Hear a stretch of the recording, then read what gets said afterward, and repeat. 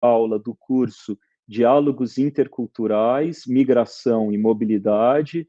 Temos a honra de receber hoje o professor Jeffrey Lesser. O curso Diálogos Interculturais, Migração e Mobilidade é organizado pelo Grupo Diálogos Interculturais do Instituto de Estudos Avançados, do qual fazemos parte eu, o professor Jeffrey Lesser e uma série de especialistas, né?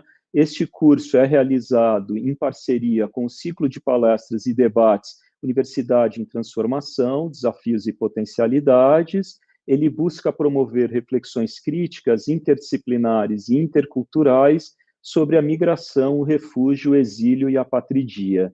Temas como a cidade e a exclusão, racismo em tempos de pandemia, plurilinguismo e diversidade linguística, filosofia intercultural, estratégias de sobrevivência e dimensão do trabalho, o bairro do Bom Retiro e a luz, configurações identitárias, dimensão cultural e decolonialidade, aspectos literários, estudos universitários, saúde e saúde mental, vão ser tratados com especialistas nacionais e internacionais.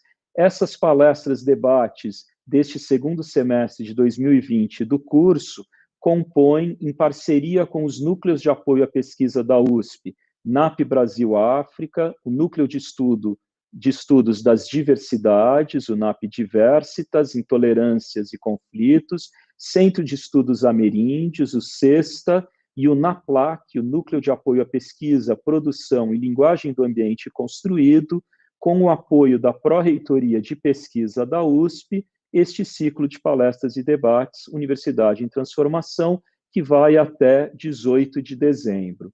Então, hoje, nós teremos agora a terceira aula do curso, justamente uma aula sobre culturas em movimento, ampliando as pesquisas em modos virtuais. Nós vamos contar, além da palestra do professor Jeffrey Lesser, com a mediação do pesquisador Gabriel Matias Soares, a quem eu passo a palavra, não antes sem agradecer, queria agradecer também toda a equipe técnica aqui presente, Danilo, Fábio, Rita, os moderadores também no YouTube, Arthur, Claudine, Liane, né? E damos início, então, a esta terceira aula com o professor Jeffrey Lesser. Muito obrigado. Boa tarde a todo mundo. Agora nós estamos começando, como parte desse ciclo Universidade de Transformação, a aula do professor Jeffrey Lesser, Culturas em Movimento, ampliando as pesquisas em modos virtuais. O professor Jeffrey Lesser dispensa apresentações, mas mesmo assim, para aqueles que não estão familiarizados, ele é professor catedrático de Estudos Brasileiros e diretor do Hale Institute for Global Research, na Universidade Emory Atlanta, na Geórgia, nos Estados Unidos.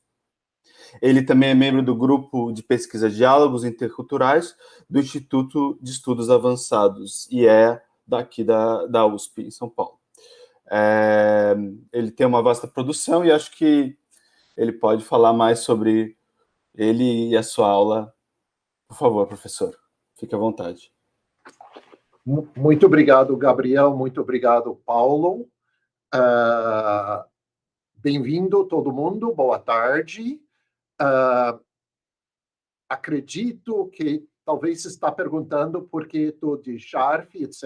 Estou aqui na América do Norte e hoje tem 0 graus aqui em Atlanta, Geórgia, e mesmo no meu escritório estou morrendo de frio e estou sonhando em estar no Brasil. Infelizmente, não posso estar lá com vocês, com meus colegas do grupo Diálogos Interculturais do IA, etc. Mas vamos pensar sobre como podemos estar juntos virtualmente numa aula hoje sobre culturas múltiplas e também sobre metodologias múltiplas. Eu quero começar, antes de fazer uma pequena caminhada, convidar todo mundo a ficar à vontade e fazer perguntas durante a caminhada, porque podemos parar, posso focalizar em certas coisas. um dos desafios em pesquisa e aula virtual é exatamente a interação entre pessoas. Então, vamos fazer uma força para ter uma conversa. Primeiro, porque intelectualmente é mais interessante, mas também acredito que ninguém aguenta ouvir meu sotaque durante 90 minutos. Então, assim, podemos ter uns breaks. Primeiro, quero fazer um comentário sobre pesquisa virtual. E eu penso muito sobre essa questão, não tanto por causa da minha pesquisa, mas por causa das pesquisas dos meus alunos, que foram parados durante esse ano. E eu fiquei impressionado e interessado em como meus alunos refazeram suas pesquisas no lado virtual. E quero te dar uns exemplos dessas pesquisas e as coisas boas e as coisas menos boas nessa pesquisa virtual. Uma das minhas alunas está interessada em história da arte da África do Sul, e especialmente em representações sobre a liberação e uma memória do passado racista. E a ideia original dela foi ir para a África do Sul e especialmente fazer pesquisa dentro do museu em Johannesburg, construído depois do fim do apartheid, que mais ou menos é um museu sobre liberdade, mas pela visão do Congresso Nacional Africano. Quando aconteceu a pandemia, a visita dela para a África do Sul parou, né? Ela não conseguiu ir. Então, ela reformulou a pesquisa dela de uma forma muito interessante. A primeira ideia dela é: tudo bem, eu vou trabalhar nesse museu de uma forma virtual, mas o que ela descobriu é, virtualmente, esse museu não foi muito acessível. Então, isso já foi uma ideia muito interessante para nós, que apesar de momentos quando podemos imaginar virtualidade como acesso, né? Por exemplo, você não precisa milhares de dólares ir para um outro país. O que descobrimos rapidamente é quando estamos trabalhando virtualmente, não é tudo tão acessível, e às vezes os lugares mais acessíveis são os lugares menos acessíveis na vida real. Então, isso já é uma questão metodológica interessante. Então, ela tentou fazer a pesquisa e não deu. Então, ela veio para mim e com uma nova proposta. Ela descobriu que houve 2 monumentos, um sobre liberdade e um em memória dos Boers, os brancos da África do Sul, chamado Monumento Voortrekker, que foram mais acessíveis virtualmente. E ela começou a fazer uma pesquisa comparando as duas coisas. E uma das coisas, uns resultados mais importantes para ela, é que foi exatamente o monumento em favor de liberdade, contra a apartheid, etc., que tem um discurso extremamente aberto, que de verdade foi menos aberto em termos virtuais para pesquisa. E o Voortrekker, que é um monumento ao racismo, um monumento à opressão, né? Foi mais acessível, né? Foi resultado muito interessante. O que ela descobriu também é que os líderes desses dois monumentos não foram igualmente acessíveis virtualmente também. Ou seja, essa mulher, minha aluna, começou a repensar sobre todos os nuances da questão de liberdade, né? E eu queria mencionar esse projeto dessa aluna, porque mostra para nós, vamos dizer, as vantagens e desvantagens de pesquisa virtual, e lembra a gente que, mesmo fazendo pesquisa virtual, precisamos ter metodologias sólidas e precisamos ter cabeças abertas, porque eu acho que ninguém imaginou o resultado da pesquisa dela, nem ela, nem eu. Imaginamos exatamente o contrário. Então, eu quero mencionar isso, porque hoje vamos fazer uma pequena pesquisa, entre aspas, e quero que todo mundo fique aberto de perguntar sobre questões metodológicas, e também quero todo mundo abrir as cabeças em pensar sobre as vidas das pessoas. Antes de começar nossa caminhada, quero fazer um comentário sobre a pesquisa, ou minhas pesquisas, pelo menos, sobre imigração e identidade nacional e questões étnicas no Brasil. A primeira coisa muito importante e que chama muita atenção para quem não é do Brasil é que no Brasil, em termos linguísticos, há pouca diferença entre a linguagem usada para imigrantes e seus descendentes brasileiros. Então, isso é um problema metodológico, né? Quando falamos com alguém no Brasil e alguém fala, meu amigo japonês, essa linguagem não dá uma ideia de onde a pessoa é.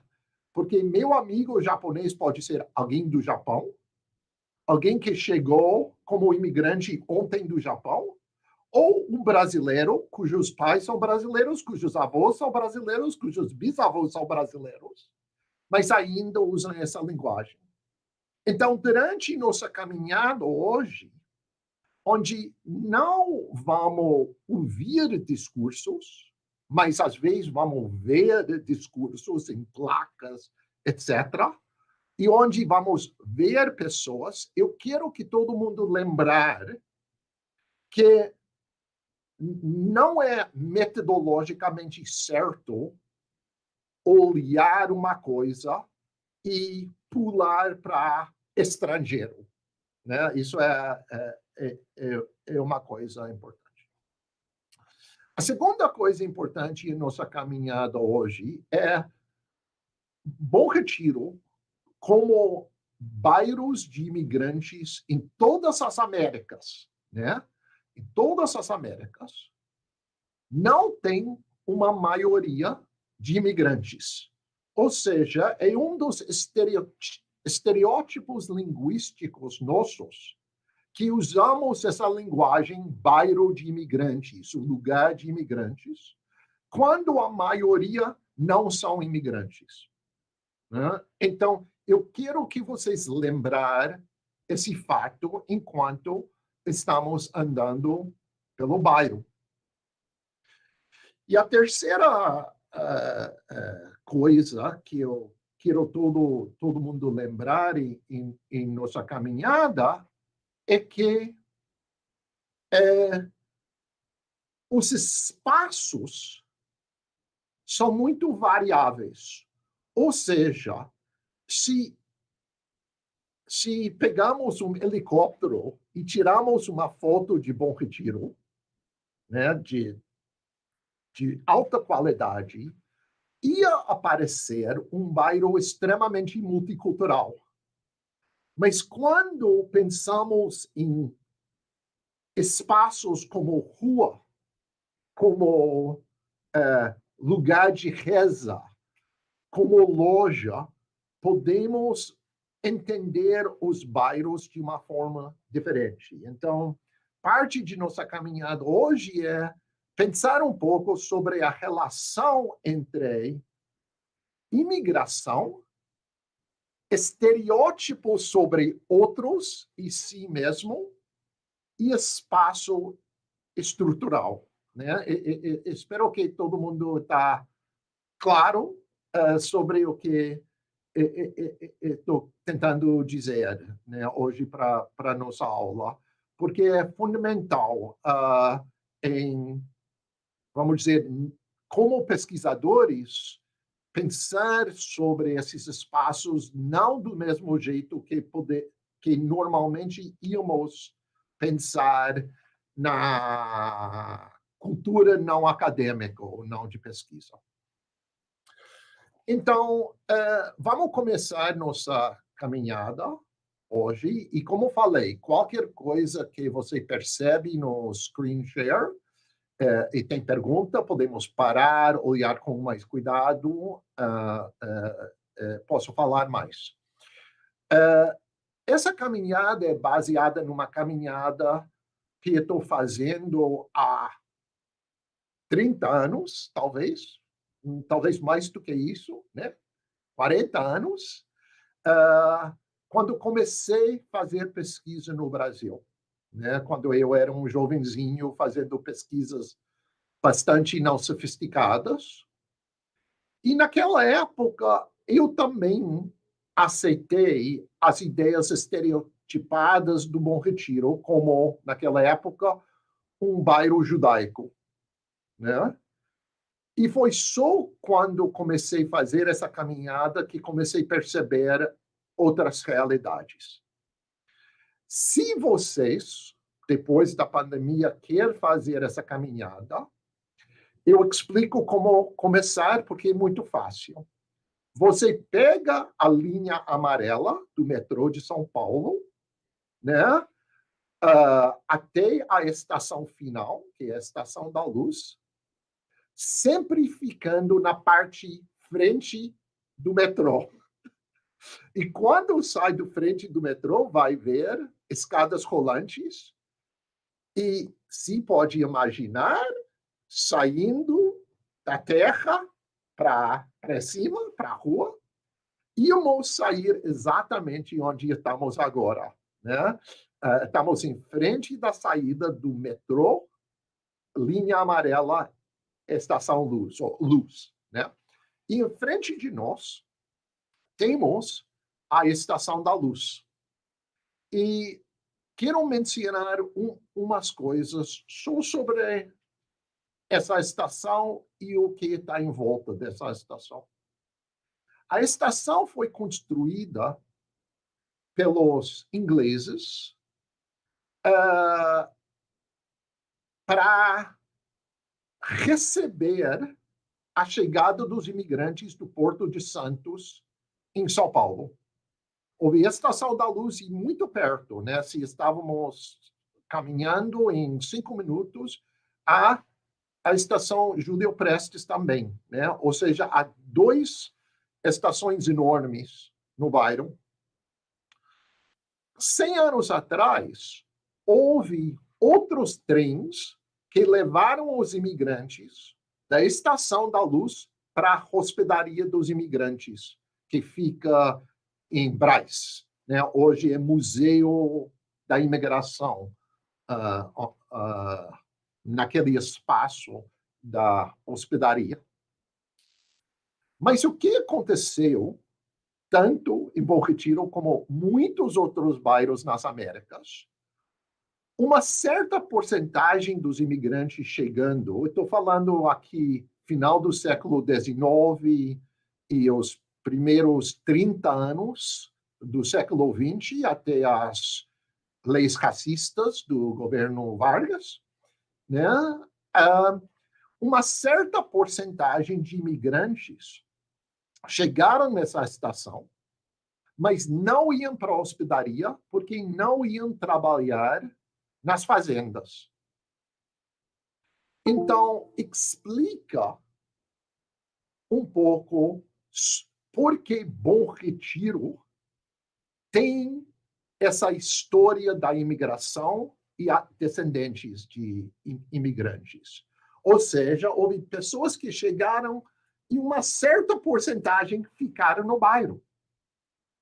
E o bairro do Bom Retiro virou um campo, era chácaras, né? Um bairro de fábricas. E até hoje é um bairro de fábricas.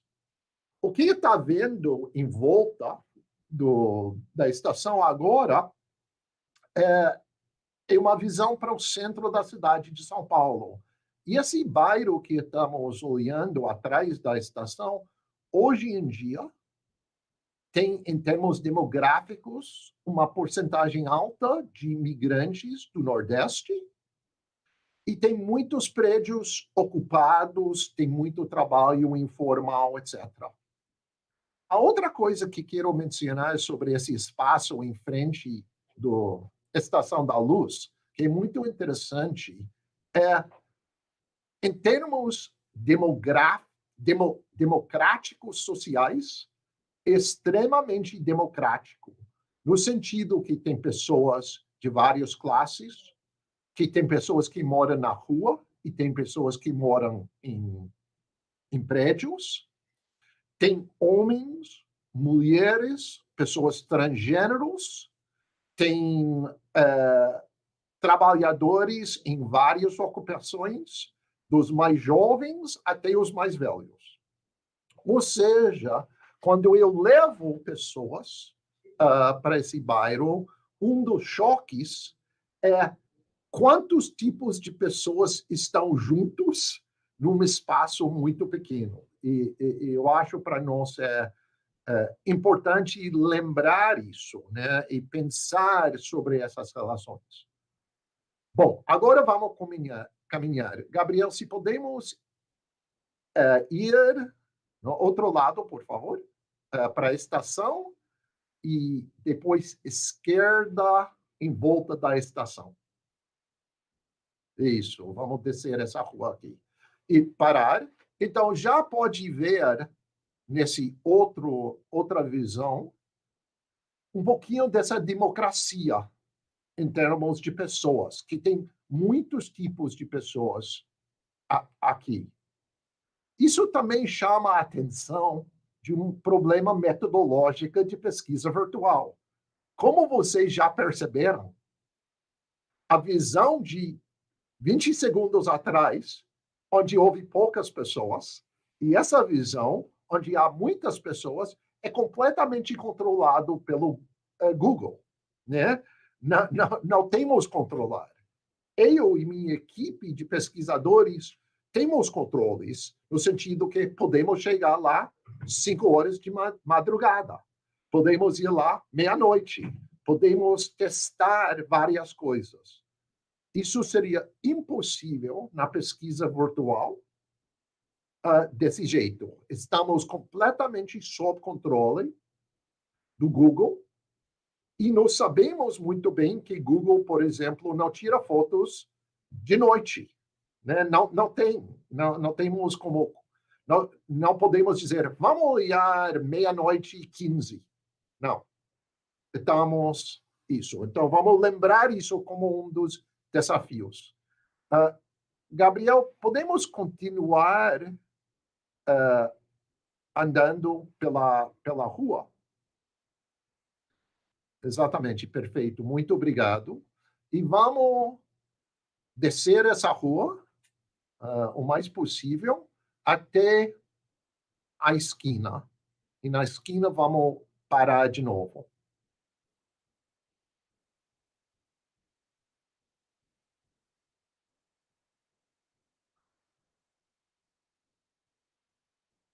Isso, exatamente nessa esquina vamos parar. Perfeito. Então, perfeito. Então, olhando para frente, eu só vou mencionar, mas não vamos entrar por causa do tempo. Em frente de nós, dá para ver o antigo Estação Júlio Prestes. E recomendo muito que pessoas andem naquele espaço. Porque hoje em dia, a Estação Júlio Prestes representa dois lados da vida paulistana. Um lado é uma estação do CPTM, né? E o outro lado é a estação tem a Sala São Paulo, um dos espaços de cultura da elite. E mais impressionante ainda, em frente da estação, é o famoso Cracolândia. Então, andando lá, podemos ver os choques de classe, de outras coisas que são tão típicos de países com desigualdade extrema, né? Só para vocês saberem, porque eu não mencionei, a minha pesquisa atual é sobre a relação entre imigração, saúde e espaço nesse bairro. E como parte da pesquisa, eu sou membro de uma equipe médica da UBS Bom Retiro, a Unidade de Saúde Básica, Unidade Básica de Saúde do bairro. Então, eu tenho membros da minha equipe, por exemplo, que estão trabalhando no Cracolândia. Por exemplo, tem um projeto sobre prevenção de gravidez para mulheres jovens em extremo risco, né, dentro do Cracolândia. Então, eu tenho uma visão pela minha equipe do bairro que não é simplesmente ou exclusivamente sobre a questão de imigrantes e grupos étnicos do bairro, mas isso pode ser uma outra aula, podemos discutir, mas sugiro que todo mundo anda para lá. A outra coisa que quero mencionar sobre aquele prédio, Estação Júlio Prestes, parte do prédio também é ligado com a Pinacoteca e tem por dentro o memorial, é um memorial às pessoas presas durante a última ditadura no Brasil. E está baseado lá porque aquele prédio era o prédio do DOPS. O DOPS, Departamento Estadual de Ordem Política e Social, um tipo de polícia semi-secreto que foi criado nos anos 20 e foi só abolido nos anos 80, depois da ditadura. E é muito interessante ir para esse memorial, em parte porque talvez vai dar a impressão que a ditadura, exatamente nesse prédio, perfeito, obrigado, Gabriel, porque talvez vai dar a impressão que a ditadura não foi tão ruim, né? É muito organizado, é muito limpo a prisão, né? As celas lá dentro são bem arrumadinhos, etc. Mas isso também é importante quando estamos fazendo pesquisa, que o que é hoje é uma memória criada e quando vai entrar nesse memorial, é muito importante lembrar que tortura não é uma coisa arrumadinha, não é uma coisa limpa, mas é uma coisa extremamente difícil, né? Já que estamos aqui, Gabriel, podemos andar pelo Cracolândia. Você sabe como andar lá? Vai até o final da rua e direita.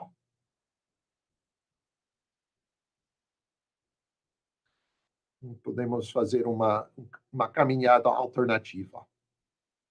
Ok? Perfeito. Então, aqui é a Sala São Paulo.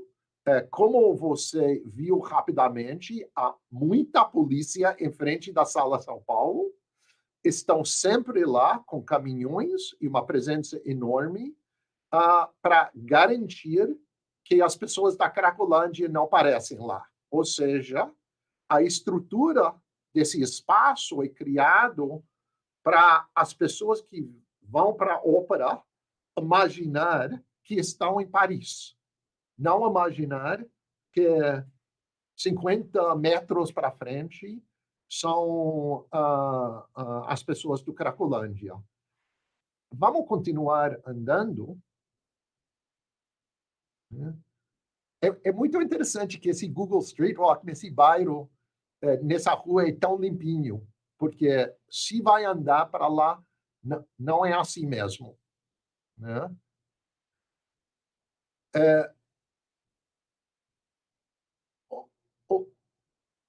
Isso, né? Estamos passando o CPTM agora, e aqui é Cracolândia em frente de nós. Dá para continuar descendo? Isso. Aqui é Cracolândia. Dá para ver uma outra visão do bairro, né? Como falei. Quando vai andar para lá, é interessante, porque as fronteiras da Cracolândia são como fronteiras de um país, no sentido que tem polícia lá para decidir quem entra, quem sai. Ou seja, apesar do espaço seja público, não funciona desse jeito, pelo contrário. Podemos andar um pouquinho mais para baixo, outra direção, se não me engano. Isso, vamos continuar. Né? Vamos continuar. Isso.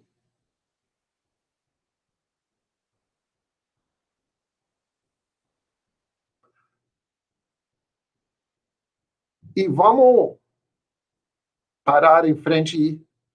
Aqui vai ver como funciona a fronteira, né?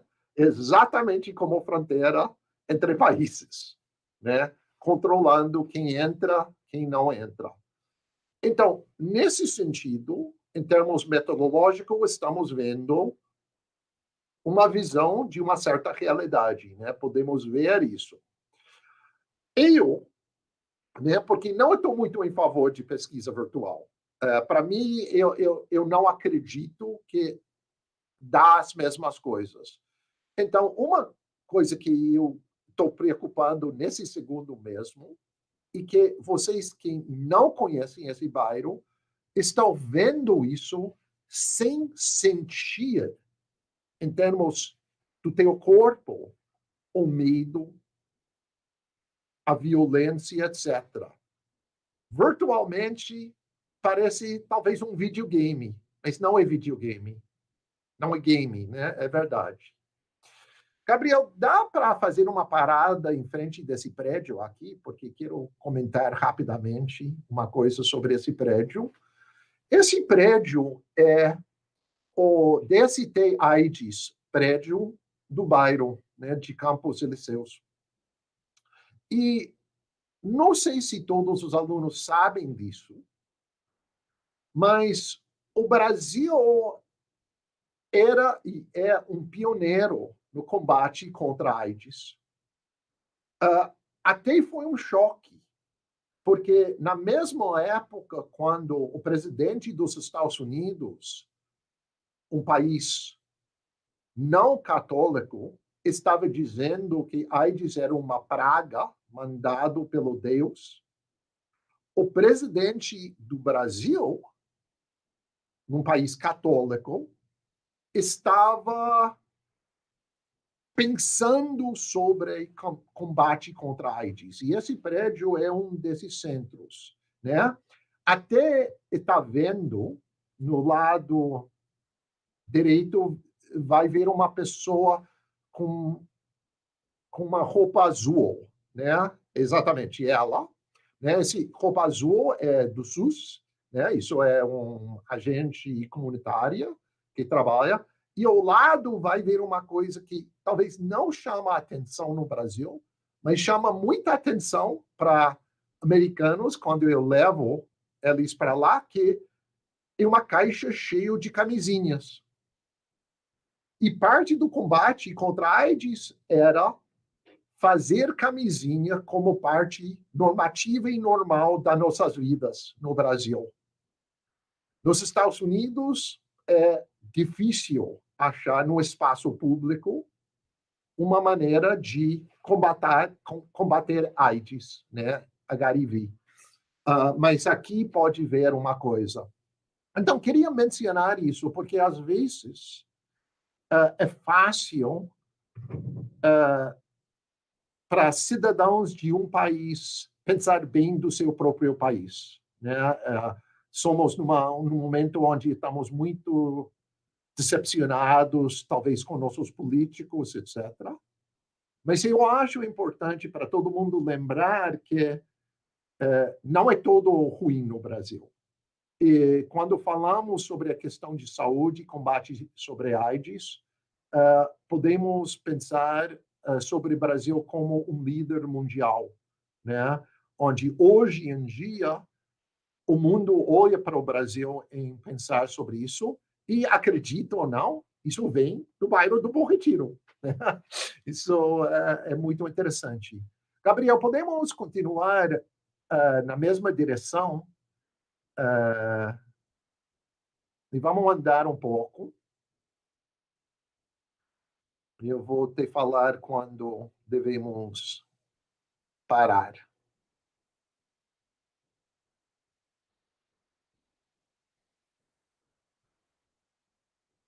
Continuamos. Ok, perfeito. Então, aqui estamos na fronteira do bairro do Bom Retiro e tem várias coisas curiosas. Primeiro, em frente de nós, temos a ex-sede do Eletropaulo, hoje um museu e arquivo, né? Ou seja, pode ver como era os espaços da elite no século XIX e começo do século XX, né? No outro lado da rua, tem uma outra realidade do bairro, que é uma fábrica abandonada. E vamos descer essa ruazinha aqui e vamos entrar no bairro do Bom Retiro. Então, uma coisa que vai perceber nessa parte da caminhada é aquele bairro imaginado, Bom Retiro, dos imigrantes felizes, com seus traços folclóricos, não parece, né, nessa visão. O que você tem aqui é um bairro de trabalhadores, um bairro de pessoas sem casa, que moram na rua, um bairro de muita desigualdade. Vamos continuar um pouquinho mais? Isso. Agora podemos parar de novo, porque aqui um outro Bom Retiro escondido. E eu posso falar sobre isso não por causa da pesquisa virtual, mas por causa da pesquisa real, porque a pesquisa virtual não mostra.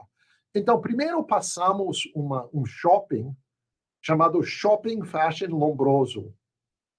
Para mim, um choque, porque o Cesare Lombroso era um pseudo-intelectual do século XIX, extremamente racista e sexista, com ideias sobre os tamanhos dos cérebros, um tipo de pseudocientista. Então, é muito curioso que hoje em dia tem um shopping ligado com moda e nome dele. O motivo oficial tem uma rua com o nome dele, mas muitas das políticas atuais da polícia vêm do pensamento do Lombroso. É uma coisa, para mim, bem chocante. Olhando um pouquinho mais para baixo, se podemos olhar. Perfeito. Estamos vendo um tipo de estrutura típica do bairro do Bom Retiro e outros bairros também. Primeiro, essa visão lembra-nos que a ideia de São Paulo como cidade vertical, cidade de prédios altos, não é 100% verdade. De verdade, quando saímos de certos espaços para outros, São Paulo parece uma cidade bem baixo, de prédios de 2 andares só, etc. Então, de novo, isso é uma lição metodológica para nós quando estamos pesquisando sobre espaços, que não podemos pular de nossa análise de um espaço e imaginar todo o espaço igual. A segunda coisa que queria mencionar para vocês vai perceber que na Terra tem lojas e em cima da Terra tem primeiro andares, onde não dá para ver exatamente o que está atrás, né? É muito curioso o espaço aberto da Terra e o espaço fechado da cima. Por quê? Porque atrás, naqueles primeiros andares, são todas oficinas de costura. E estão fechados explicitamente para a gente não ver o que está acontecendo lá. E oficina de costura em Bom Retiro, em geral, funciona da seguinte forma. Tem um espaço que talvez era um apartamento, tiram todas as paredes e no centro do espaço tem máquinas de costura.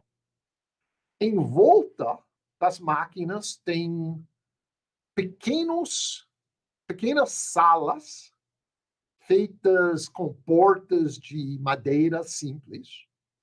E dentro daquela sala mora uma família.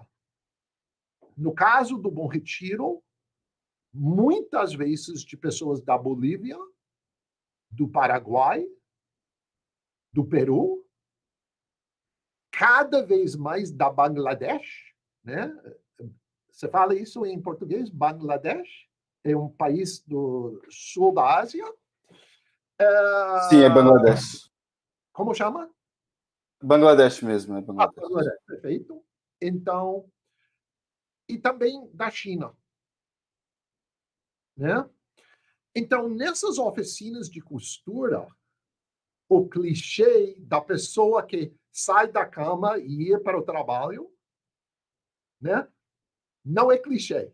É exatamente isso. Você sai da cama e em frente da você é máquina da costura. Por quê? Eu sei o que está atrás desses espaços.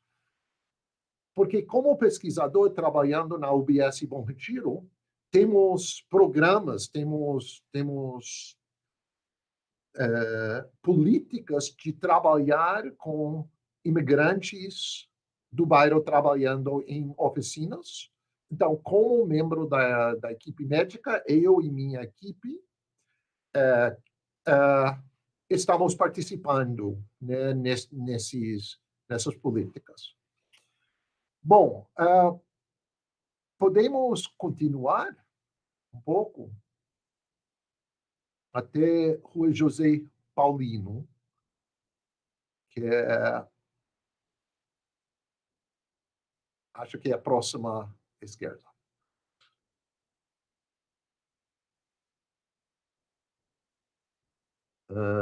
Acho que sim. Então, aqui é um famoso Rua José Paulino. É uma rua que representa um dos Bom Retiros. Por que eu falo isso? Porque tem uma história linda no Brasil de pesquisar sobre bairros, né? É uma coisa que deixa gente como eu, tipo historiador, antropólogo, muito impressionado a pesquisa sobre bairros. Mas o que estamos percebendo cada vez mais em nossas pesquisas é o bairro não é o bairro, mas, de verdade, um bairro, como denominado pela cidade ou pelo estado, está composto de muitos bairros. E um dos bairros do Bom Retiro é Rua José Paulino, né? É o bairro comercial da cidade, o parte comercial do bairro. Nessa rua é cheio, como dá para ver, de lojas de roupas. Em cima dessas lojas são oficinas de costura. Em geral, as lojas, quem trabalha na loja, pessoas brasileiras que falam português como nativos. Muitas vezes, mas não todas as vezes, muitas vezes, o dono da loja, ou a dona da loja, talvez mais preciso, né?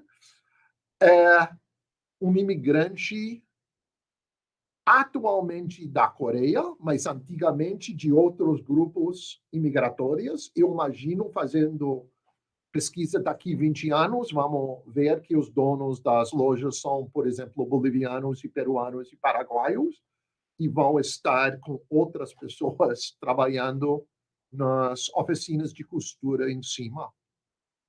Mas podemos entender, olhando esses espaços físicos, por que Bom Retiro, até hoje, desde mais ou menos 1870, é um bairro onde vêm imigrantes. Porque nesses espaços, alguém pode chegar, comprar um pequeno prédio e controlar, em termos de capitalismo, toda a produção e a venda. Né? É muito interessante. Não é fácil fazer isso na Avenida Paulista, num prédio de 30 andares. Poucas pessoas têm como comprar um prédio na Paulista. Né?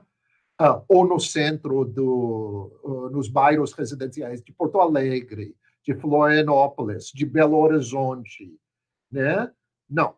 Mas nesse bairro, quem chega com um pouco de capital pode subir muito rapidamente, porque tem como comprar tanto a produção na oficina, como a venda na loja. E a exploração acontece de dois jeitos. A exploração acontece com as pessoas que trabalham nas oficinas, que, em geral, vêm de outros países, estão arrumados em grupos familiares, não necessariamente nucleares, mas familiares ou compadres de aldeias ou cidades em outros países. Mas também tem a exploração típica que acontece no Brasil, ou seja, as pessoas que vendem nas lojas, os brasileiros, né, estão muito mal pagos. Né? Ou seja, as pessoas que vendem a joia para você, a peça de roupa para você, não estão ficando ricos, pelo contrário. Né? Então, eu acho muito importante lembrar que ascensão social e falta de ascensão social estão muito ligados. E, nesse caso, pode ver isso completamente olhando um prédio só. Né? Tem uma pesquisa linda para alguém fazer sobre um prédio. Né? O que está acontecendo em um prédio? Porque eu acho, se podemos fazer essa pesquisa, vamos ver o Brasil. Né? O prédio é o Brasil, ou pelo menos o Brasil urbano. Né? Vamos continuar andando, Gabriel? E quero andar até o final da rua e depois se o Paulo acha certo, vou parar mais ou menos daqui 5 ou 10 minutos e vamos abrir para a discussão. Excelente, Jeff. Já tem várias perguntas, vários Perfeito. comentários, muita gente Então, interessada. Perfeito esse planejamento, mas fique à vontade para continuar, que as pessoas estão manifestando muito interesse. estou feliz. E quero dizer para todo o público, se você vem para São Paulo, seria um prazer imenso para mim te levar, ou membros da minha equipe, te levar nessa caminhada pessoalmente, porque estamos tentando chegar, sim, até o final, mas acho que estamos na direção errada, Gabriel, desculpa. Estamos voltando para a Estação da Luz.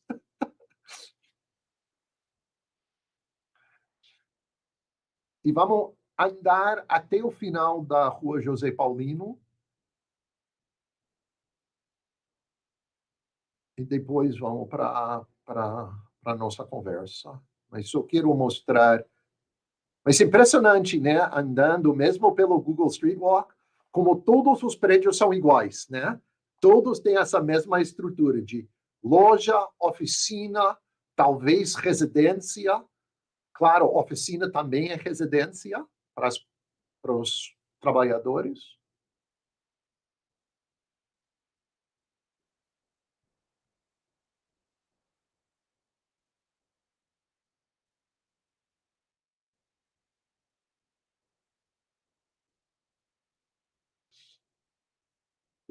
Eu sei, se íamos fazer isso em tempo real, ia demorar 15 minutos.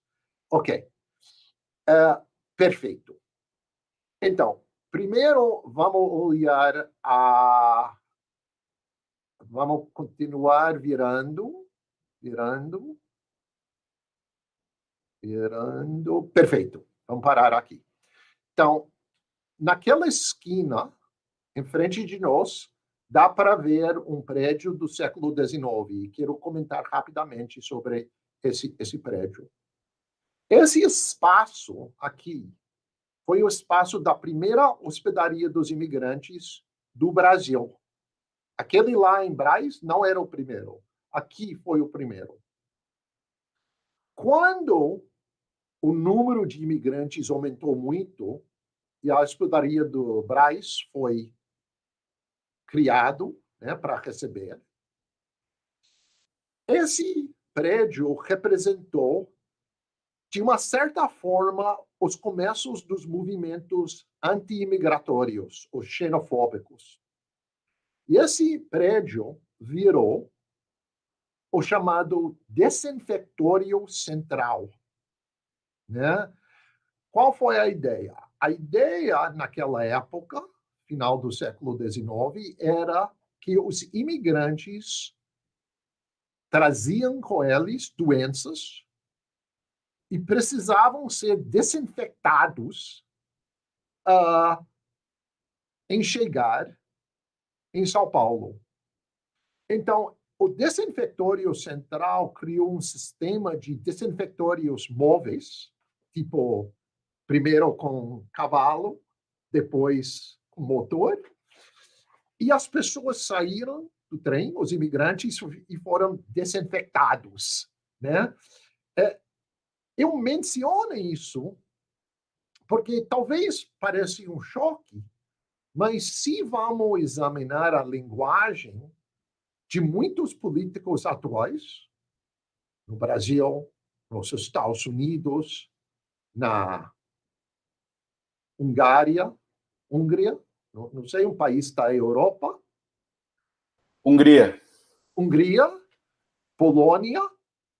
Vamos ver exatamente essa linguagem do estrangeiro, do outro, como pessoa com doença que precisa, e a sociedade precisa ser limpada deles.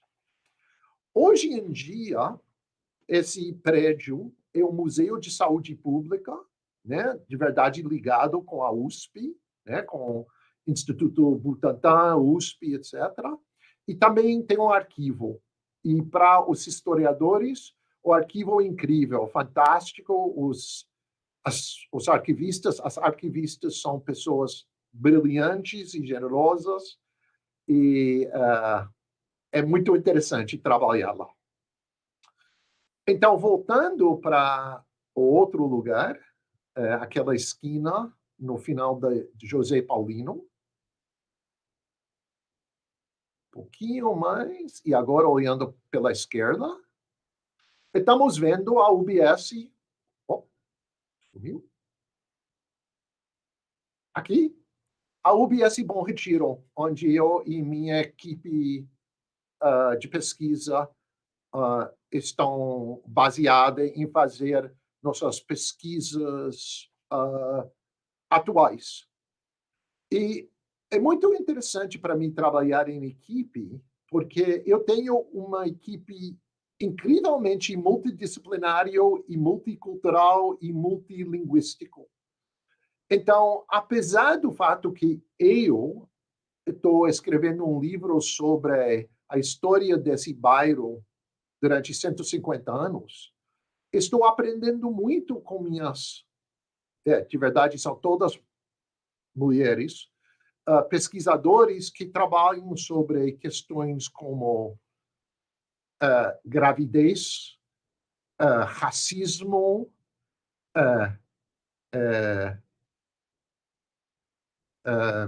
Hanseníase, a doença Hanseníase. Eu tenho uma pesquisadora que fala espanhol, português, chinês, coreano e inglês, e ela trabalha sobre relações interétnicas. Uma outra que fala coreano, que trabalhava com sistemas alternativos de medicina baseada em igrejas coreanas no bairro. Ou seja, eu menciono tudo isso porque nosso grupo que está fazendo esse curso, Diálogos Interculturais, também pode ser chamado Diálogos Intermetodológicos, né? Estamos e essa multidisciplinaridade é muito importante para mim. Como pessoa interessada no passado e presente, trabalhar em história, antropologia, epidemiologia, saúde, etc., é super importante. E quero usar esse momento só para agradecer a gerência, os médicos, os enfermeiros, os agentes comunitários desse posto de saúde, em receber eu e minha equipe durante agora há muitos anos. Agora estou pedindo uma bolsa levar um outro grupo em julho, que vai estudar violência obstétrica, saúde mental, a relação entre neurociência e ciência de computação, e outras coisas, não lembro.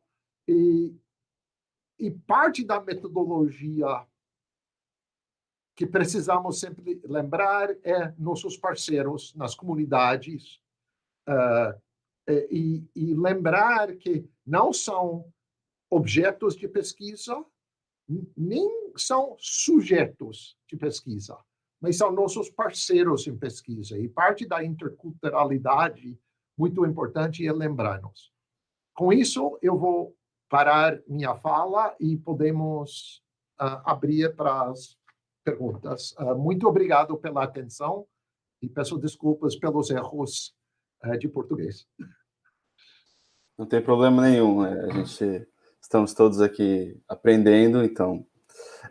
Queria agradecer a palestra por nome de todo mundo. Realmente uma experiência importantíssima. Uma aula incrível, sensacional em termos de conhecimentos e perspectivas, e despertou muitas curiosidades, muitas perguntas aqui. E eu vou começar com a pergunta de Lene Souza, que se relaciona a um dos pontos finais que você tratou, que é como engajar a escola para um trabalho contínuo para combater esses estereótipos de linguagem e outros, tendo em vista que as escolas têm recebido uma demanda de alunos de diferentes lugares. Se você quiser, eu posso fazer mais de uma pergunta ou uma por vez, tanto faz. O que vocês mandam? Paulo, o que você acha melhor? Talvez 2 perguntas, pelo menos, okay. por vez, né, porque aí acho que dá para administrar, né, as 2. Certo. Perfeito. Então, eu vou anotar, Gabriel, e pode continuar. Jeff, se você preferir uma a uma, tá perfeito também. Não, melhor uma a uma? Não, 2 perguntas, está perfeito. Tá bom. Gabriel, de qualquer maneira, se não houver muita unidade temática entre as perguntas, aí você pode optar por fazer só uma e depois 2 que dialoguem, né, sobre a temática. Bom, a segunda tem alguma ligação, mas é mais indireta.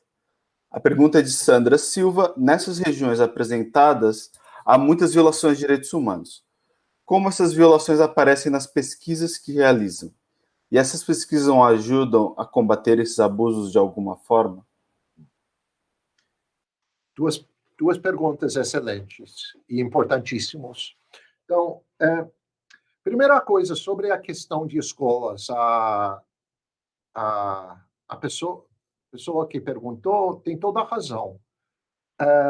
Se vamos combater racismo, precisamos começar em famílias, nas escolas, etc.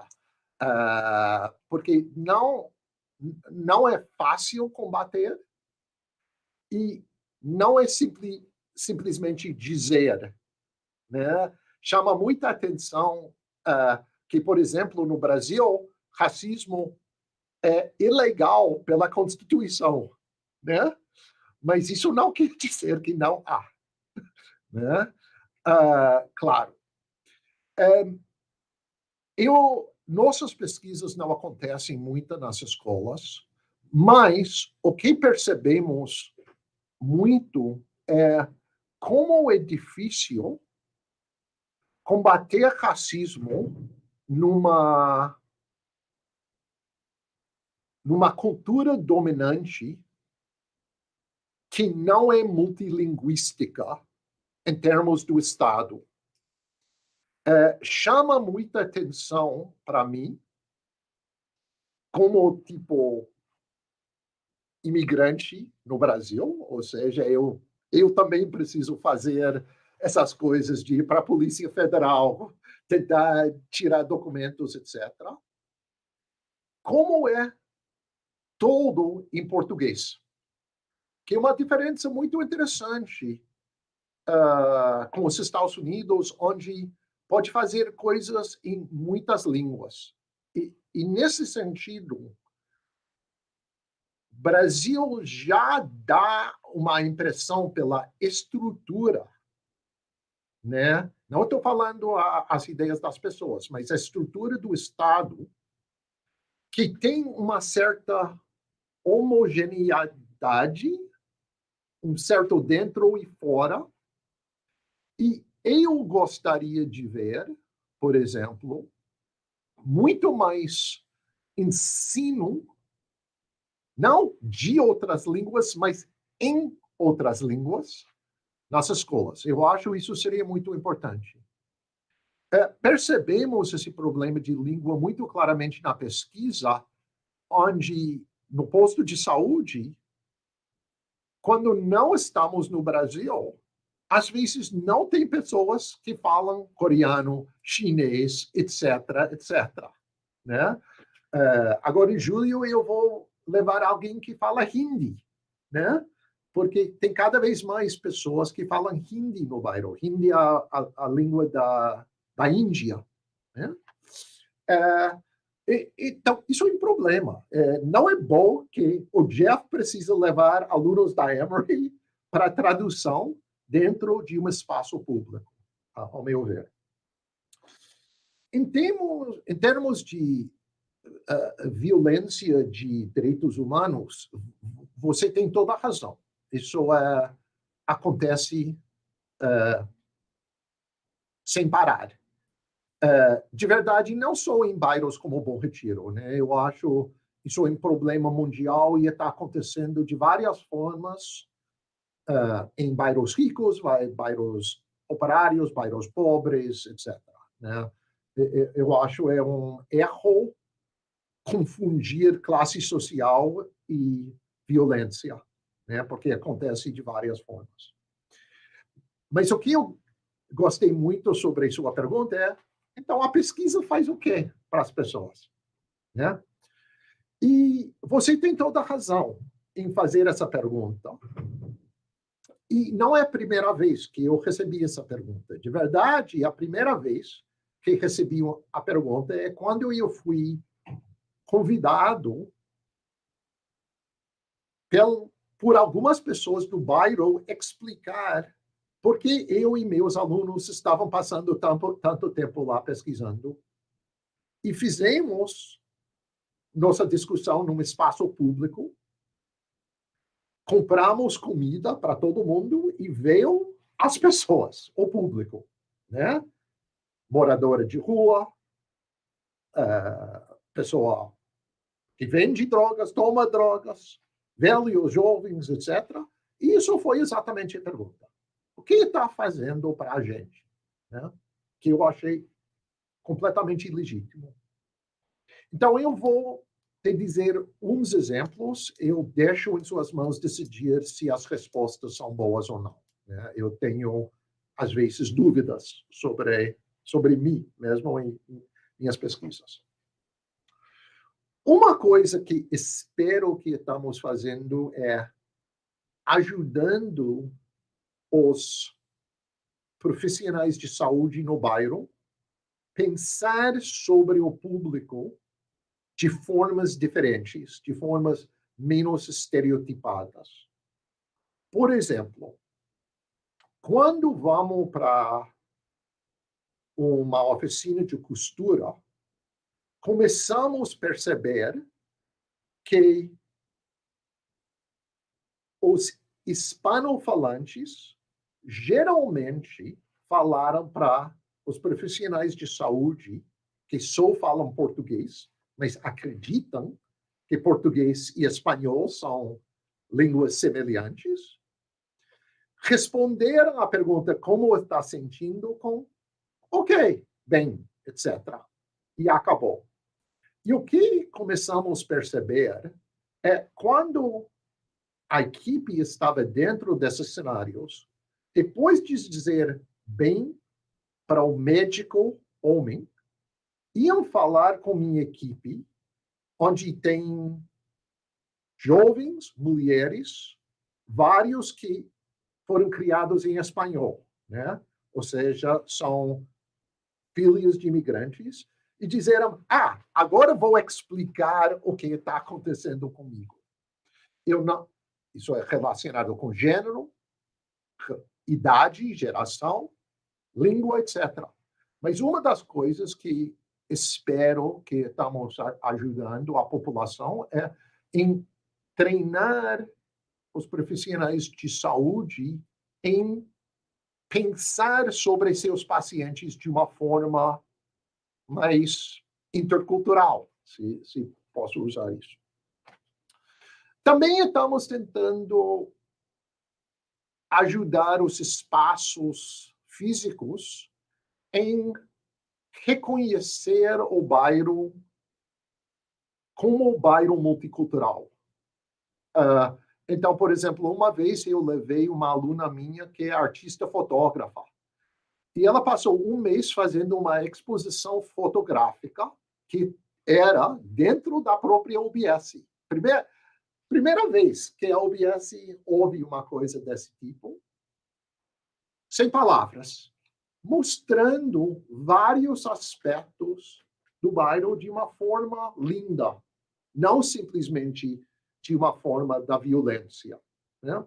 Não sei se isso ajuda ou não. Mas é esse tipo de pensamento que estamos usando. Ficamos muito contentes que agora os médicos do posto falam: se eu fosse governador ou prefeito de São Paulo, eu ia criar um cargo chamado sociólogo da saúde proposto, onde ou ia ter uma pessoa pensando sobre a cultura, não simplesmente em você tem problema, qual remédio vai ajudar.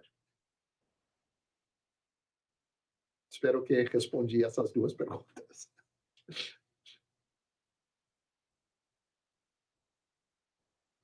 Muito obrigado, professor. Só uma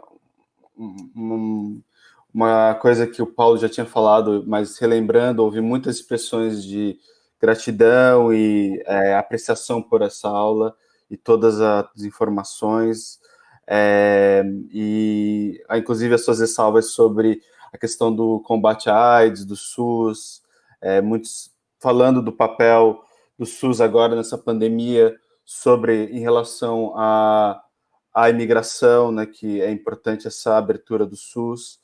Outras pessoas mencionando a experiência delas com essa questão do trabalho árduo, né, com bolivianos e com outros grupos, e a questão do estereótipo e preconceito. Então, além desses comentários que talvez você queira falar, eu vou deixar a pergunta da Maria Nilda Santos, que pediu para mandou um abraço de volta, né, conhecida minha, nossa aqui. Ela pergunta: o combate ao trabalho análogo à escravidão também se dá em relação a imigrantes árabes contemporâneos? Ok, boa pergunta. Antes de responder, só quero dizer uma coisa ligado com a importância do SUS, né? Porque para quem mora nos Estados Unidos, onde saúde é um produto de ser comprado, ficamos extremamente impressionados pelo SUS. E acabamos de completar um artigo acadêmico sobre a diferença em a resposta de doenças crônicas entre Brasil e os Estados Unidos, né, usando nossa pesquisa. E uma coisa que mencionamos é como nos Estados Unidos, apesar de ser um país, entre aspas, rico, o COVID parou completamente o cuidado geral de pessoas, né? Quando acabamos com a questão de COVID, os Estados Unidos vai enfrentar uma outra crise de saúde ligada com doença crônica, ligado com vacinação, etc. E comentamos como na UBS Bom Retiro ficamos impressionados como foi rápido que a própria UBS criou maneiras de continuar o cuidado da população e cuidar a questão de AIDS. Por exemplo, usar a rua como espaço de tratar pessoas. Eu trabalho numa universidade com uma das melhores hospitais do mundo. Mas é impossível imaginar alguém aqui dizer: vamos usar os estacionamentos para cuidar de X e o hospital de cuidar de Y. Então, de novo, eu quero agradecer às pessoas que mencionaram a importância do SUS, o trabalho dos colegas na área de saúde, porque ficamos impressionados. E estou imaginando, quando vem a vacina em grande quantidade, o Brasil vai ser muito mais rápido em vacinar a população do que os Estados Unidos. Bom, isso não foi nada a ver com a pergunta de Maria Nilda, mas esqueci a pergunta, porque eu sou muito velho. Pode repetir, Gabriel? A pergunta é sobre a existência de questão de trabalho análogo à escravidão em relação aos imigrantes árabes contemporâneos. Perfeito. Então, primeiro, vou pôr meu chapéu de historiador. Em nossas pesquisas, não usamos a palavra escravidão de discutir o trabalho em oficina de costura. Escravidão, para nós, é ligado com uma pessoa que compra outra pessoa. Então, eu, como historiador, acho... para mim, não é apropriado confundir pessoas que imigram, mesmo em condições de trabalho muito difícil, com escravidão de pessoas africanas durante aquela época de escravidão, né? Só para fazer um ponto linguístico, etc. Eu tomo muito cuidado não confundir várias coisas, né? Então, mesmo assim, a pergunta da Maria Nilda é excelente, né? Qual é a relação entre trabalho e diferentes grupos de imigrantes e seus descendentes, né? Então, nesse caso, onde ela perguntou sobre imigração árabe, tem umas diferenças muito importantes quando comparamos com a imigração boliviana, por exemplo. Primeira coisa é que o Brasil tem uma história longa de imigração árabe.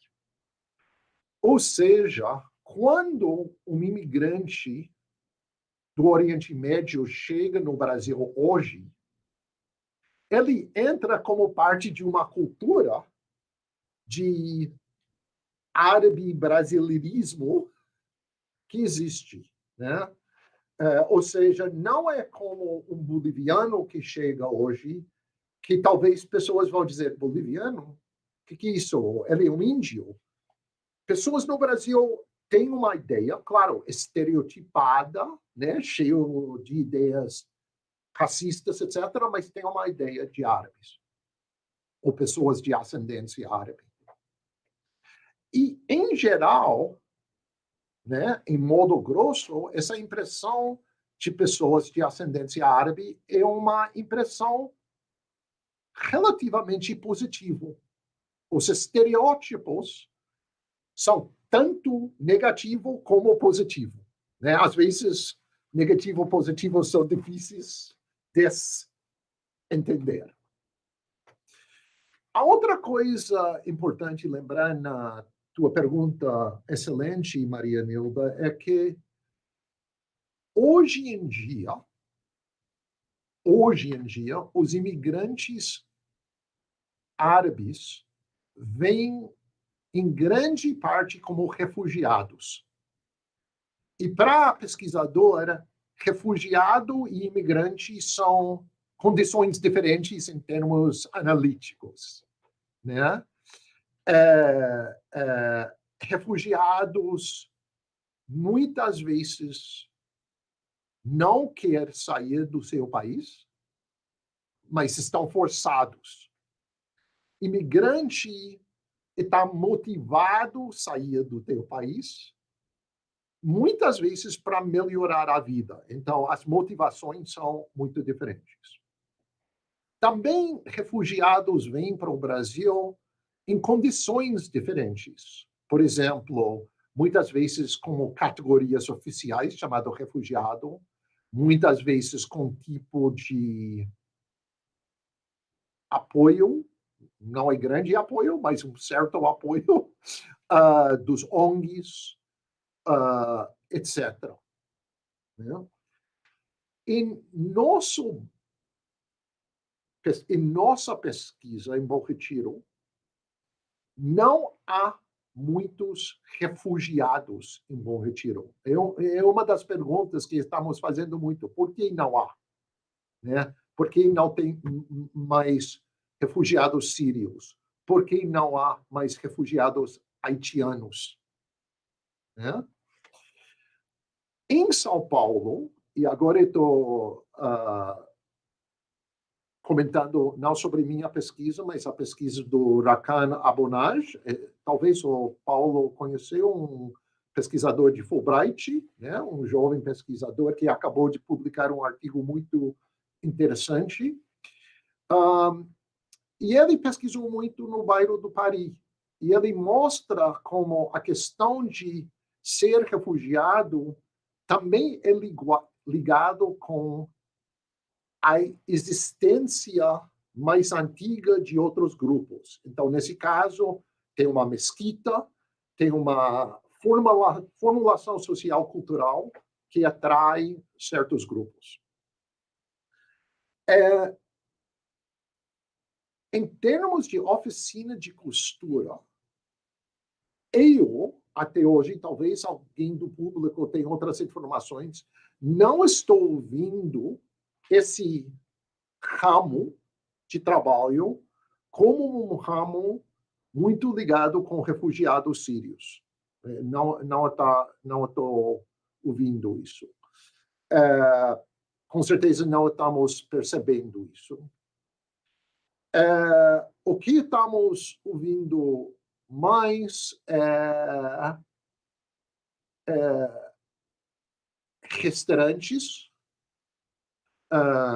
estamos ouvindo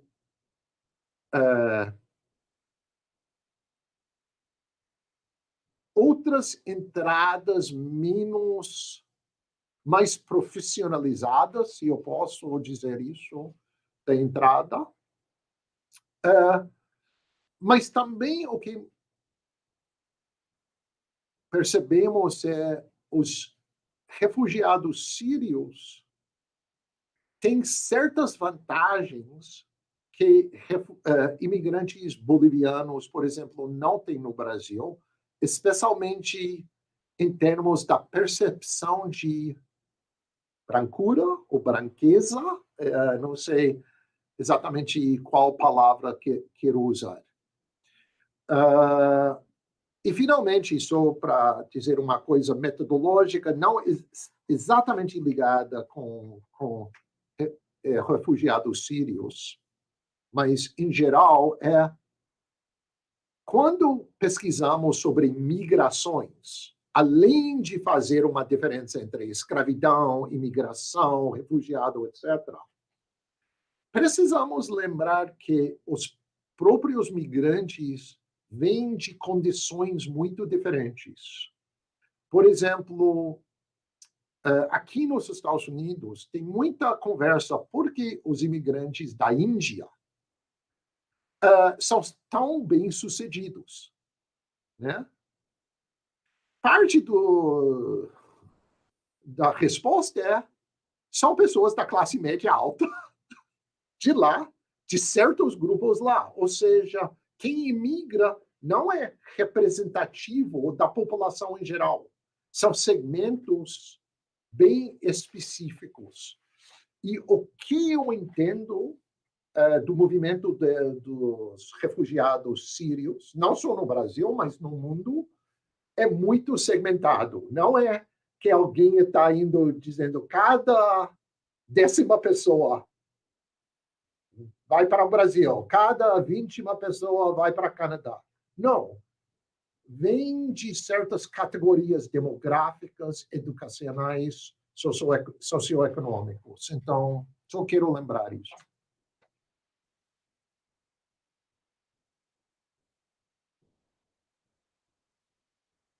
Muito obrigado, professor.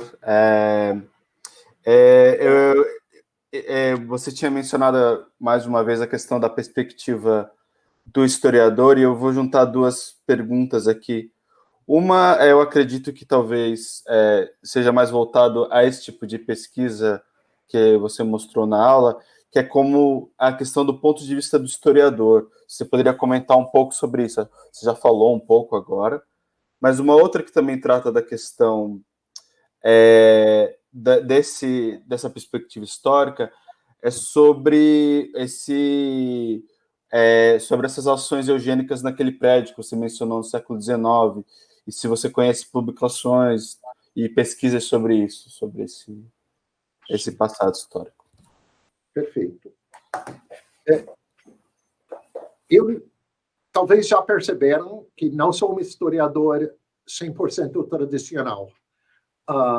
Então, eu sou, de verdade, eu passei 6 anos como chefe do departamento de história aqui. E uma vez eu tentei mudar o nome do departamento para Departamento de Estudos do Passado, porque eu queria desligar o passado com uma disciplina ou outra, né? Então, por essa razão, eu falo que eu sou um historiador não tradicional, porque eu trabalho, além dos arquivos, com outras metodologias e outras fontes, né? Para mim, ajuda em entender a relação entre passado e presente. A outra coisa é, muitos historiadores pesquisam sobre mudanças só tempo. E estou muito interessado em continuidades. Isso também não é tão tradicional, né? Ou seja, estou tentando entender o presente como um documento histórico. Porque quando trabalhamos com continuidades, podemos fazer isso. Então, isso leva exatamente à segunda pergunta sobre eugenia, né? Tem uma vasta historiografia no Brasil sobre eugenia e nos outros países das Américas sobre isso. Muitas dessas publicações vêm da história da ciência, história da medicina, história da raça e etnicidade. Quero mencionar as pesquisas dos historiadores da Escola da Saúde Pública, da USP, né, André Mota, os historiadores do Fiocruz, no Rio, Gilberto Hochmann e Michael Schormayer, por exemplo, né? Mas o que podemos ver hoje em dia é como ideias eugênicas permanecem muito claramente não só nos discursos visuais, por exemplo, o shopping Lombroso, né, que eu comentei que foi um choque para mim, tipo o shopping Mussolini, uma coisa assim, né? Ou daqui 10 anos, shopping Donald Trump. É impossível imaginar isso como coisa boa, né? Mas também nas práticas de pessoas que nem conhecem a palavra eugenia. Por exemplo, em imaginar que certos grupos de imigrantes são, por natureza, melhor do que outros. Estamos vendo isso em nossas pesquisas, tanto pelos outros, mas também por dentro, né? Onde certos grupos de imigrantes vai dizer: meu grupo é melhor do que teu grupo, meu grupo é mais inteligente, seu grupo é mais doente, meu grupo é mais inteligente, etc. Então, nesse sentido, como acadêmicos, como universitários, nós precisamos, isso volta àquela primeira pergunta excelente sobre escolas, precisamos tomar muito cuidado quando estamos falando sobre nossos amigos, nossos inimigos, nossos colegas, e não cair dentro dessa linguagem que é extremamente normalizada, mas tem por trás ou por dentro ideias racistas, sexistas, etc. Né? E precisamos... então, eu quero que todo mundo, se vai aprender uma coisa dessa aula hoje, a próxima vez que vai para um bar e falar com seus amigos, se podem pensar um pouco em como vai o bate-papo e o que está atrás de nossas conversas, mesmo as conversas com nossos amigos, nossos amantes, etc. Porque isso é uma etapa importante, né, em interculturalidade, em melhorar a situação de preconceito, de racismo em qualquer país. Isso não tem nada a ver com o Brasil, né? Igual em qualquer país do mundo, né? Então, eu acho, se as pessoas vão ler um pouquinho sobre, se vai ler um artigo sobre a linguagem da eugenia, vai ficar surpresos em ver quanto daquela linguagem dos séculos passados estamos usando até hoje, né? Eu garanto, se vai assistir uma telenovela, se vai abrir o jornal, vai ver esses conceitos e essa linguagem até hoje, incluindo entre os lados progressistas da sociedade. Isso é outra coisa importante quando trabalhamos com racismo estrutural, né? É lembrar que racismo estrutural não é de um lado ou outro do espectro político, é estrutural. Quer dizer, estamos dentro dessa situação e precisamos combater, né?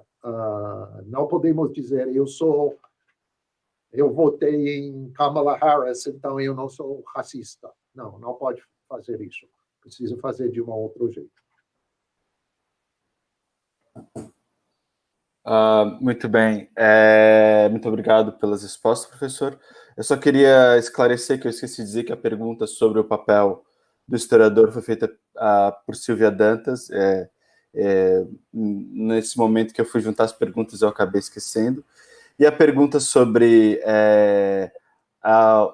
esse prédio, sobre a pesquisa desse prédio e sobre a eugenia foi da Étnico-Educação, Consultoria Educacional. E aqui temos, antes de fazer uma finalização, temos duas perguntas, que é uma de Erika Andrea Butikoffer, que pergunta: professor, para o senhor é possível trabalhar a noção de produção de localidades de Apadurai em pesquisas apenas em modos virtuais? Se sim, como tornar visíveis relações, vivências no território bairro? E a segunda pergunta, de Arthur Oriel, professor Jeffrey, em sua pesquisa na região central de São Paulo, é percebida a ocupação e o espaço pelas crianças imigrantes com suas famílias? Acredito que está falando do espaço público, né? Se é perceptível essa ocupação do espaço. Entendi.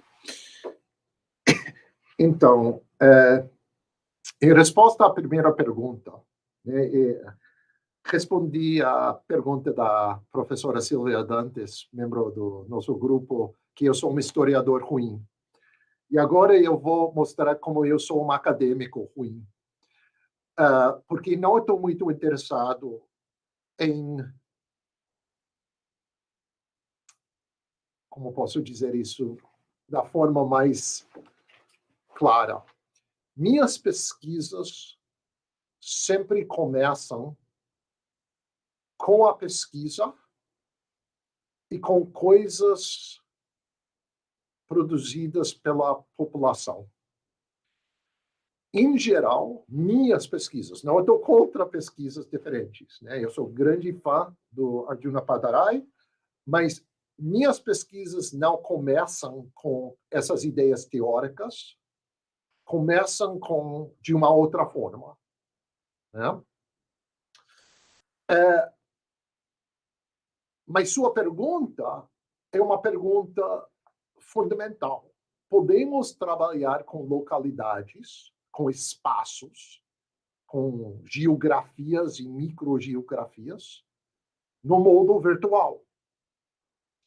E espero que hoje mostrei para vocês que a resposta é definitivamente sim e definitivamente não. Né? São as duas coisas. Com certeza, podemos criar metodologias para trabalhar com espaço no sentido virtual. Com certeza. Mas confundir essa pesquisa com as metodologias que podemos fazer no espaço não virtual seria um erro. Então, eu não sei se a Padorai ia concordar ou não concordar comigo. Eu acredito que esses grandes teóricos não pensam muito em mim. Né? Eu sou um pequeno nessa história. Mas o que quero dizer para todas as pessoas nessa discussão hoje é: eu não aceito a ideia que não podemos ir para um lugar com nossos corpos, precisamos parar. Eu acho, se não temos dinheiro para fazer pesquisa em lugar X, se tem pandemia, se tem vários tipos de barreiras em ir para um lugar, podemos criar pesquisas extremamente interessantes e importantes, né?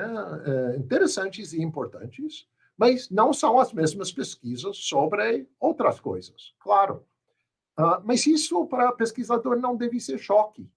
A pesquisa que eu posso fazer indo 3 meses por ano no Brasil é muito diferente do que a pesquisa que eu faço quando eu estou lá por 24 meses em seguida. Claro, isso é pesquisa, né?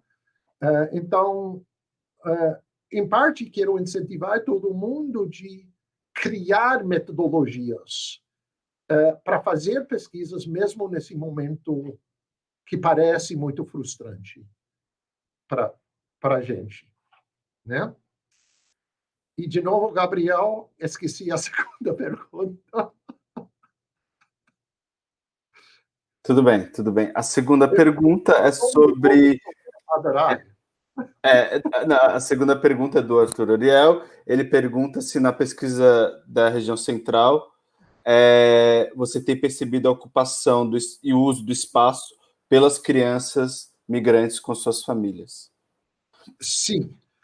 Em Bom Retiro, o espaço público está usado por muitas pessoas, incluindo os filhos dos imigrantes.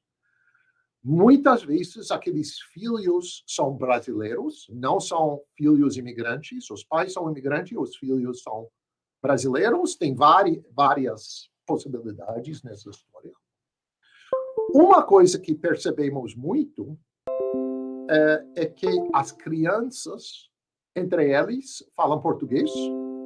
Isso volta àquela pergunta sobre a questão de multilingualidade nas escolas.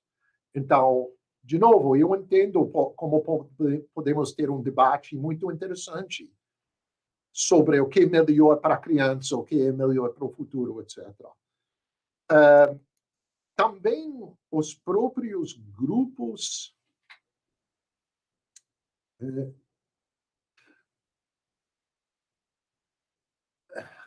quero ser muito preciso. Talvez vocês perceberam que durante essa discussão inteira não usei nenhuma vez a palavra comunidade, né? Em parte porque a ideia de bolivianos como comunidade ou como grupo não é muito preciso, né? Tem muitas coisas acontecendo ao mesmo tempo. Mas, com certeza, as pessoas que se acham líderes de uma coisa que eles chamam comunidade, em Bom Retiro estão usando o espaço público de uma forma vibrante. Tem Parque da Luz, tem futebol, tem rádios dos imigrantes, ou seja, espaço público no ar. também várias instituições do bairro estão numa parceria com imigrantes no bairro, então quero chamar atenção especialmente em Bom Retiro a Casa do Povo, que é uma instituição que foi criada originalmente por imigrantes judeus e seus descendentes do lado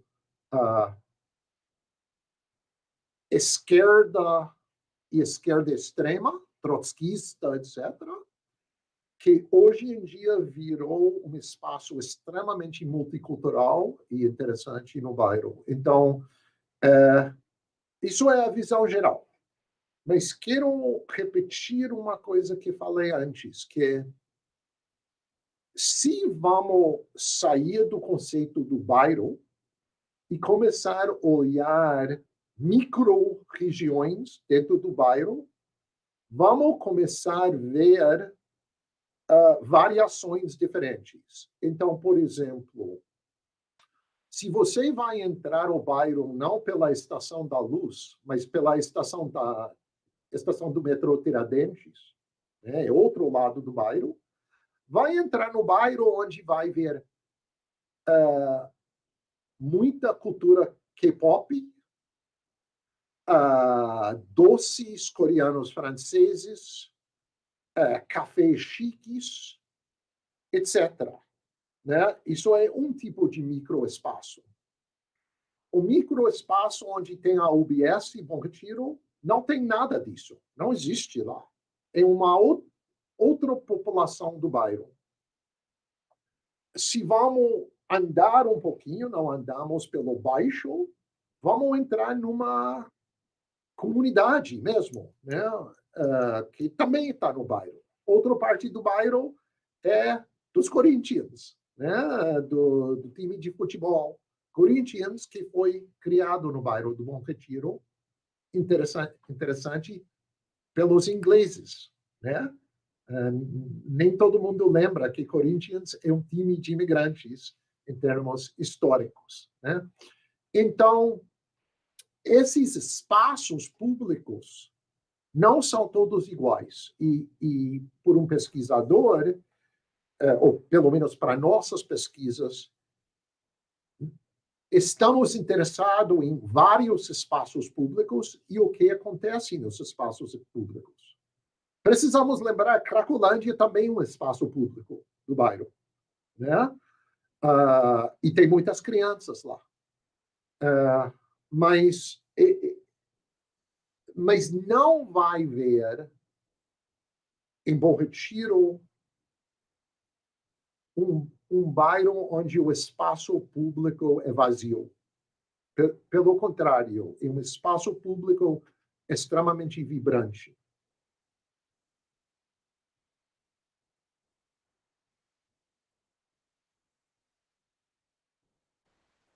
Muito bem, podemos então... então vamos, antes de passar para as considerações finais, eu gostaria de agradecer todo mundo que esteve aqui, ao professor Jeffrey Lesser, professor Paulo Fará, todos que participaram desse evento, da organização, o NAP, os núcleos de pesquisa diversos, todos. E queria lembrá-los que no dia 4, ou seja, depois de amanhã, na sexta-feira, às 17 horas, temos uma aula que tem uma ligação muito boa com essa, que é sobre migração haitiana. A aula se chama Migração Haitiana e Trabalho, é a quarta aula do curso Diálogos Interculturais, Migração e Mobilidade, e começa no dia 4, às 17 horas, e vai ser transmitido, como aqui, pelo YouTube, nesse canal. E temos também um debate sobre direitos humanos, o ensino e as pesquisas nas universidades brasileiras, amanhã, dia 3/12, às 18h30. Eu vou relembrar novamente, depois das considerações finais, mas só queria fazer uma primeira chamada. E, antes de passar para as considerações finais, eu gostaria de só repassar de modo geral novamente os agradecimentos. Muitas pessoas estão agradecendo, falando excelente aula, belíssimo trabalho, etc., falando da necessidade de continuar esse tipo de trabalho. E antes de passar para as considerações finais, a Leni Souza perguntou se há possibilidade de você indicar materiais complementares sobre o tema dessa palestra, e que ela desenvolve trabalho voluntário, e gostaria de ter mais referências sobre os temas que você trabalhou. Então, eu passo a palavra para você, agradecendo novamente. Por favor, professor.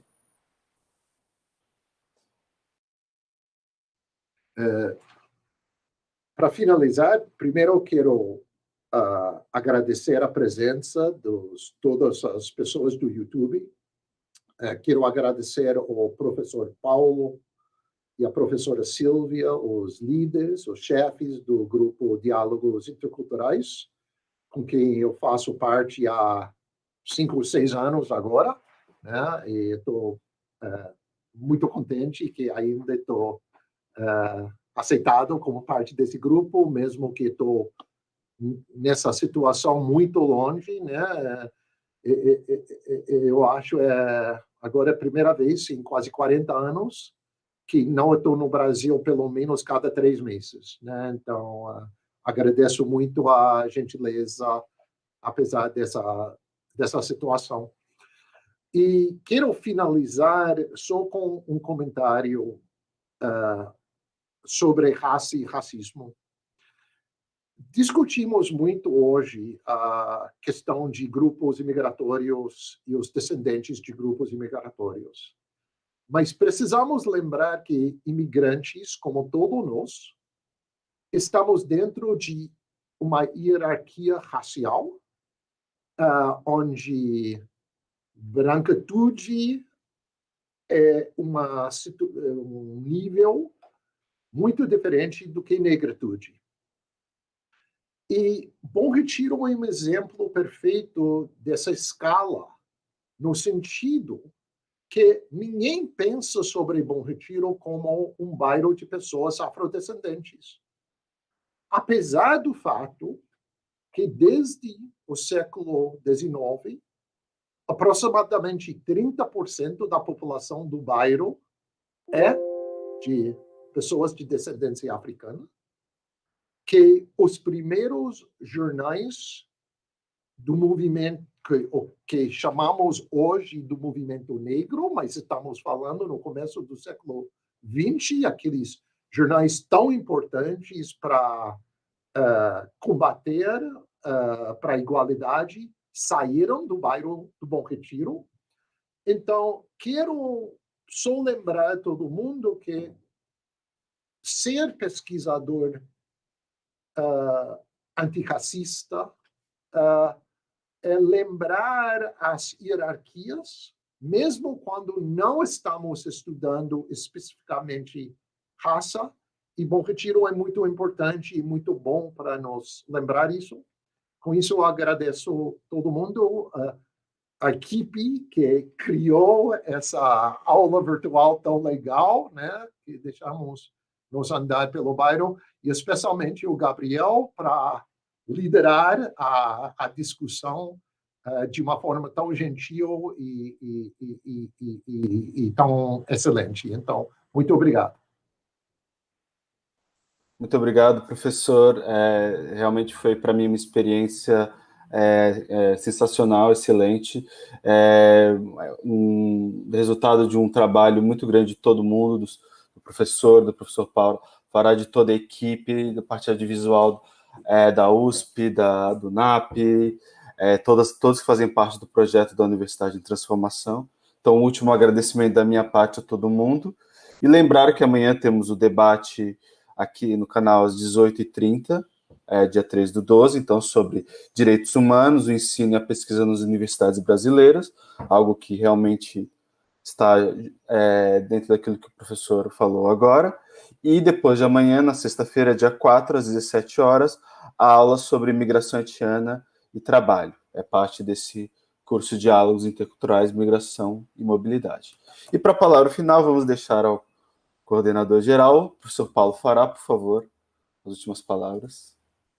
Só agradecer ao professor Jeffrey Lesser pela excelente aula, né, por mais essa aula do curso Diálogos Interculturais, Migração e Mobilidade, dizer que é uma honra mesmo contar com a sua participação no grupo Diálogos Interculturais, assim como de todas as integrantes, né, do grupo. Acho que a gente tem um diálogo muito bom, uma produção, uma reflexão crítica muito boa, e acho que o curso é um resultado natural dessa inquietação e dessa reflexão crítica, e só reforçar os agradecimentos também, claro, ao Gabriel, a toda a equipe técnica, ao NAP Brasil África, que é representado pelo Danilo, ao audiovisual da FEFELESH, a todo o apoio que a Faculdade de Filosofia, Letras e Ciências Humanas da USP tem nos oferecido, né, aqui hoje com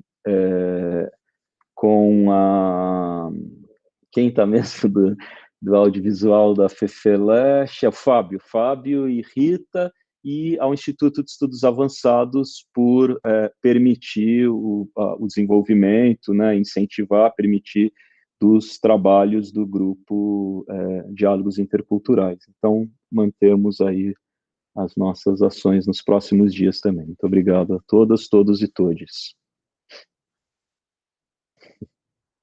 Obrigado, Jeffrey. Obrigado a todo mundo.